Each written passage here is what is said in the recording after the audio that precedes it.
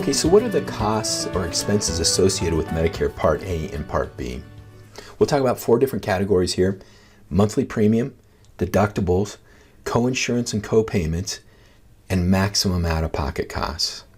You may be familiar with these terms with your individual or your employer insurance, but I'll explain them further.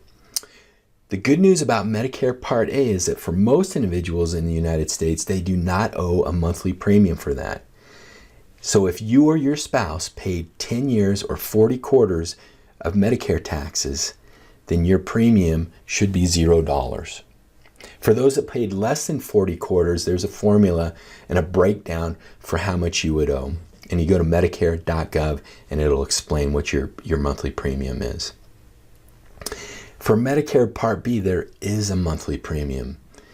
And this amount can be adjusted depending on your income. They call it IRMAA. It's an income-related monthly adjustment amount. So Medicare.gov will give you the breakdown. And so for most individuals, they have the same flat dollar amount, but again, this is something that you'll want to look at. So Part A typically does not have a monthly premium. Part B does have a premium. Part A deductible, there is a deductible that must be paid first before Part A will cover your inpatient hospital care. Part B has a deductible, relatively small deductible when you consider your overall medical costs. Part A, coinsurance and copayments.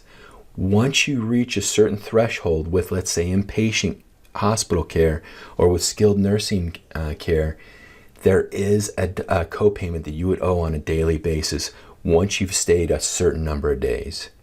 Initially, it's usually $0 per day, but again, and this is another thing you'd want to go to Medicare.gov. I don't want to go through all the details and bore you here, but Medicare.gov has all the details on coinsurance and copayments. Part B has a 20% coinsurance amount that you would owe. So Medicare covers the bulk of your costs in Part B, covers 80% of it, but you are subject to a 20% coinsurance as far as Medicare Part B is concerned. So let's talk about maximum out-of-pocket costs. You might be familiar with this term with the previous insurance that you've had in the past.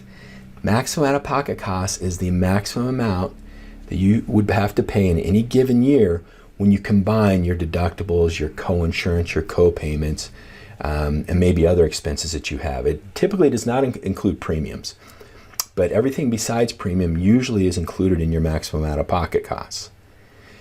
It's important to note, and I'm going to talk more about this here in the future slides, but Part A, Part B does not have a cap on your maximum out-of-pocket costs. So your expenses are unlimited. So again, Part A and B talked about monthly premium, deductible, coinsurance, copayments, and maximum out-of-pocket costs.